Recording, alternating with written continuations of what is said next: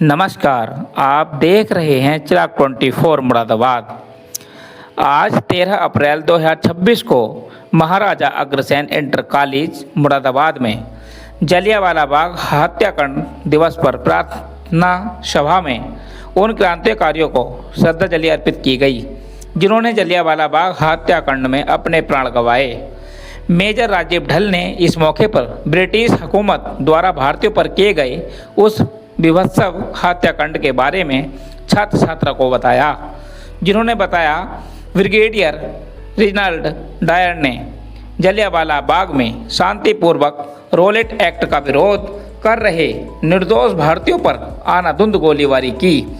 इस गोलीबारी में हजारों लोग मारे गए, हजारों घायल हुए। 10 मिनट के अंदर 1650 राउंड फायर किया गया। सरदार उधम सिंह ने उस समय के पंजाब के गवर्नर माइकल ओडायर को लंदन में जाकर मौत का घाट उतार दिया और निर्दोष भारतीयों की हत्याओं का बदला लिया। इस मौके पर संविधान निर्माता भारत रत्न डॉक्टर भीमराव अंबेडकर जी की जयंती की पूर्व संध्या पर उन्हें श्रद्धांजलि भी अर्पित की गई। विद्यालय परिवार के द्वारा उनके चित्र के समक्ष पुष्प अर्पित कर अपनी श्रद्धांजलि अर्पित की। इस मौके पर प्रधानाचार्य अरुण कुमार शुक्ला, मेजर राजीव ढल और गुलजारी सिंह जी के द्वारा डॉक्टर भीमराव अंबेडकर जी के जीवन से जुड़े प्रेरक प्रसंगों के बारे में बताया। कार्यक्रम का संचालन धर्मेंद्र वंश जी के द्वारा किया गया। इस मौके पर जगपाल सिंह, अजय कुमार, राजीव गुप्ता, हेमंत कुमार, डॉक्टर सोमलता चौहान, कुसुम चौहान, ऋति कौशिक, मोनिका शर्मा, सलोनी शर्मा, प्रखर सिंह, विमल कुमार सहित समस्त विद्यालय स्टाफ व बड़ी संख्या में छात्र छात्रा उपस्थित रहे। चिराग 24 से जुड़े रहने के लिए चैनल को सब्सक्राइब करें। अमर शहीदों को याद करने का दिन है। उन जनजातियों के ऊपर जो अंग्रेजों के द्वारा की गई थी, हमारे प्रधानाचार्य जी ने बहुत सुंदर वर्णन किया। डॉक्टर भीमराव अंबेडकर जी का कल जन्म जयंती है। आप सभी को शुभकामनाएं। उस महापुरुष के बताए हुए संविधान का पालन कीजिए, जिन्होंने दुनिया का सबसे सुंदर और लिखित संविधान दिया, जिसने जन जन को अधिकार दिया। समाज के अंतिम छोर पर खड़े हुए व्यक्ति के लिए भी उन्होंने इस प्रकार का कानून तैयार कराया कि जिससे हर एक के अधिकारों की सुरक्षा हो सके। विषम परिस्थितियों में भी ये भारत का संविधान जो 26 जनवरी 1950 को लागू हुआ, तब से लेकर इतने वर्षों के बाद भी ये संविधान हमारे देश को चलाने की, हमारे नागरिकों के अधिकारों और उनके कर्तव्यों को जो उस समय तैयार किया गया था, वो आज भी हमें प्रेरणा देता है। हमें सिखाता है कि देश के प्रति जिम्मेदारी क्या है हमारे क्या कर्तव्य और क्या हमारे अधिकार हैं। तो ऐसे शिल्पकार डॉक्टर भीमराव अंबेडकर जी को नमन करता हूं। और साथ साथ आज 13 अप्रैल आज बैसाखी भी है। बैसाखी की भी सभी को शुभकामनाएं। लेकिन आज ही के दिन 13 अप्रैल 1919 को जलियांवाला बाग हत्याकांड भी हुआ था। सोचिए कि वो कैसा दृश्य रहा होगा जब एक अंग्रेज सरकार ने एक रॉलेट एक्ट पास किया था। उस रॉलेट एक्ट के अधिकार इस सरकार के थे कि किसी भी व्यक्ति को कभी भी सरकार, ब्रिटिश हुकूमत गिरफ्तार कर सकती थी। नो वकील, नो दलील, नो अपील। किसी प्रकार की कोई अपील नहीं, किसी प्रकार की कोई दलील नहीं, किसी प्रकार का कोई वकील नहीं, और 2 साल तक कैद रख सकती थी। उस ऐसे काले कानून का पूरे देश भर में विरोध शुरू हुआ और यही विरोध अमृतसर में भी हुआ। उससे पूर्व 10 अप्रैल को 2 व्यक्तियों को गिरफ्तार करा गया जो इस आंदोलन के मुख्य कर्ता थे, सैफुद्दीन किंजलू और डॉक्टर सतपाल सिंह जी, जो रॉलेट एक्ट का विरोध कर रहे थे। उन्हें गिरफ्तार कर लिया गया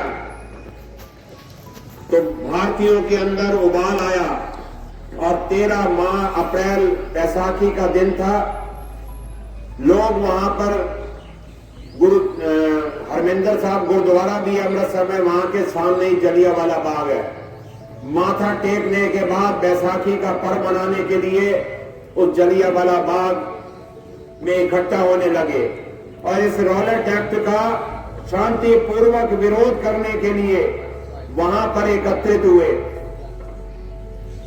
तभी वहां पर जनरल रिचर्ड डायर अपने 90 सैनिकों के साथ वहां पर पहुंचता है और 90 सैनिकों के साथ वहां पर पहुंचते ही 30 सेकंड के अंदर लाइन से खड़ा करके और वहां पर गोलियां चलाने का आदेश दे देता है। 10 मिनट के अंदर 1650 राउंड फायर किए गए। आप सोचिए कि 10 मिनट के अंदर 1650 गोलियां चलाई गई और सैकड़ों निर्दोष भारतीय वहां पे मारे गए। बचने का उन्होंने प्रयास करा, कोई दीवारों पे चढ़ने की कोशिश करी, लेकिन दीवारें ऊंची होने के कारण चढ़ नहीं पाए। एक कुआं था, कुएं में अपनी जान बचाने के लिए वहां पर कूदे और उसके बाद जब वहां पर अगले दिन वहां से निकाली गई लाशें तो 120 लाशें उस कुएं में से निकाली गई। जो मिट्टी थी, बाग था, वो पूरा का पूरा उसकी मिट्टी खून से लाल हो चुकी थी। और जनरल रिचर्ड डायर वो यहां पर भी नहीं रुका और ठोकरें मार मार के देख रहा था कोई जीवित है, किसी की सांसें चल रही हैं तो ठोकर मारता था और कहता था शूट हिम। ऐसी निर्दयतापूर्ण, कायरतापूर्ण हत्याकांड जिसने पूरी दुनिया को हिला दिया। और उन्होंने एक और जनरल डायर ने आदेश दिया कि कोई सारे जितने भी अस्पताल थे उन्हें बंद कर दिया गया, जिससे कि उन्हें जो घायल थे उन्हें उपचार ना हो सके।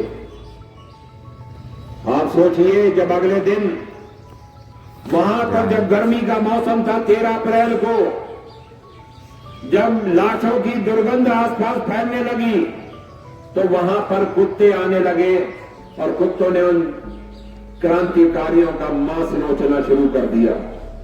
चील और गिद्ध आ गए, उन्होंने उनका मांस नोचना शुरू कर दिया। ऐसा विभत्स हत्याकांड ब्रिटिश हुकूमत ने भारतीयों पर करा। जब उसके बाद एक कमीशन बनाया गया, उस कमीशन को जांच दी गई। पहले तो तैयार ही नहीं थी ब्रिटिश हुकूमत जांच कराने को, लेकिन जब जांच कराई गई तो उन्होंने कहा कि 379 अधिकृत रूप से जो अंग्रेजों ने स्वीकार करा कि 379 लोग मारे गए, लेकिन उसमें हजारों लोग मारे गए थे और हजारों ही लोग वहां पर घायल हो गए थे। उसी समय अगले दिन बराबर में ही एक गांव था 40 किलोमीटर दूर, वहां का एक 12 साल का बच्चा जिसकी उम्र लगभग 12 साल थी, 11 साल कुछ महीने, वो पैदल ही चल पड़ा वहां से और वहां पर जलियांवाला बाग पहुंचा और मिट्टी, वहां की मिट्टी जो खून से रंगी हुई थी, लाल रंग की मिट्टी थी, उसे एक शीशी में अपनी उंगलियों से खोद के भरने लगा। और भरने के बाद वो उस समय भर रहा था जो अपनी उंगलियों से खोद रहा था मिट्टी को, और खून से रंगी भारतीयों के खून से रंगी हुई मिट्टी को खोद रहा था। अंग्रेजों ने सोचा था ये क्रांति की आग हम ठंडी कर देंगे, लेकिन वो बच्चा 12 साल का, उसने वही संकल्प लिया था कि मैं इस अंग्रेजों को खिलाफ जिन्होंने हमारे निर्दोष भारतीयों को मारा है उनसे बदला जरूर लूंगा। जब वो मिट्टी खोद रहा था, वो असल में मिट्टी नहीं खोद रहा था, वो अंग्रेज हुकूमत की, ब्रिटिश हुकूमत की कब्र खोद रहा था। जब वो वहां से वापस भारत पहुंचा अपने घर पे, शीशी के अंदर वहां की मिट्टी लेकर पहुंचा था, वो अपनी मां का, अपनी देह लाल नहीं था, वो किसी का भाई नहीं था, किसी का बेटा नहीं था, वो खून से रंगी हुई मिट्टी का लाल था, भारत माता का लाल बन चुका था। वो ब्रिटिश हुकूमत का काल बन चुका था।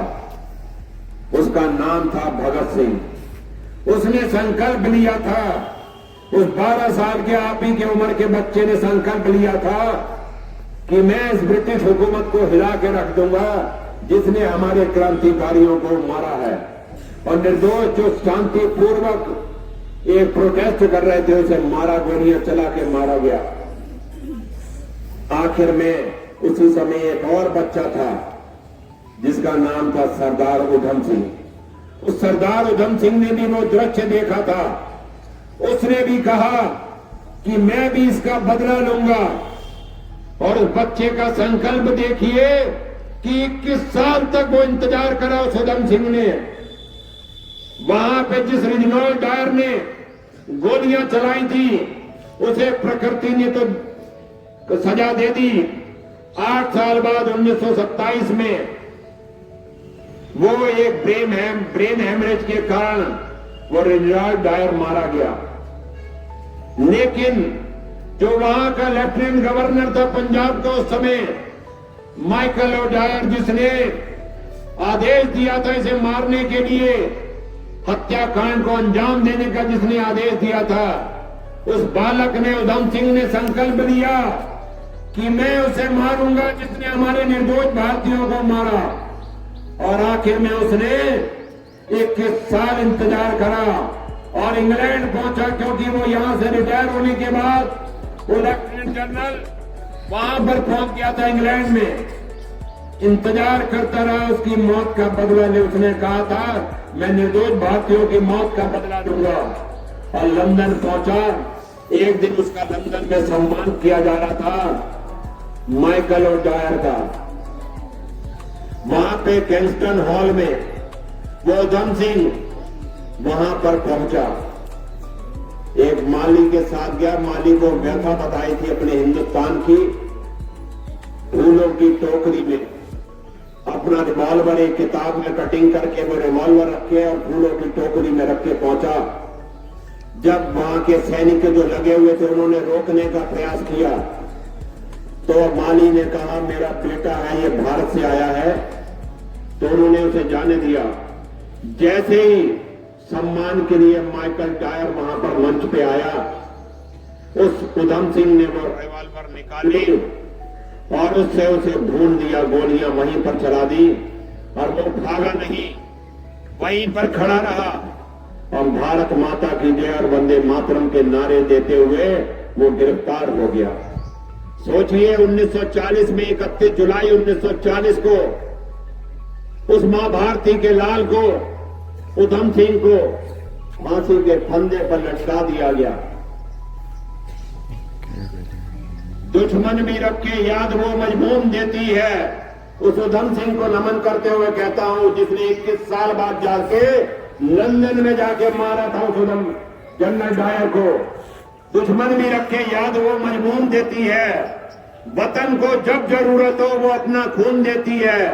हिंदुस्तान की जवानी को नमन मेरा, जो डायर को उसी के घर में जाके भून देती है, जो डायर को उसी के घर में जाके भून देती है। आप सोचिए कि कितना उसने संकल्प लिया उस बच्चे ने, और 21 साल बाद जाके उस लंदन में जाके मारा।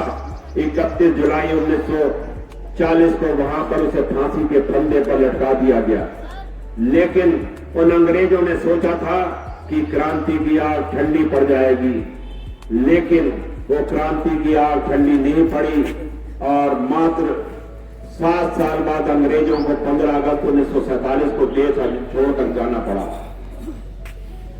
अंत में अपनी वाणी को विराम देते हुए उन क्रांतिकारियों को जिन्होंने अपना देश की आजादी के लिए अपना बलिदान दिया, मैं कहूंगा प्राण दे दिए जिन्होंने भारती की आरती में, प्राण दे दिए जिन्होंने भारती की आरती में। यूं क्रांति अग्नि धधकाने वालों को न भूलना, लाडलों ने वक्त पर रक्त की आहुतियां दी, यूं राष्ट्र धर्म निभाने वालों को न भूलना। फांसियों के फंदों पे गान वंदे मातरम बार बार दोहराने वालों को न भूलना। उत्सव महोत्सव तो शान से मनाओ, किंतु छातियों पर गोली खाने वालों को न भूलना, छातियों पर गोली खाने वालों को नहीं भूलना चाहिए। जय हिंद, जय भारत।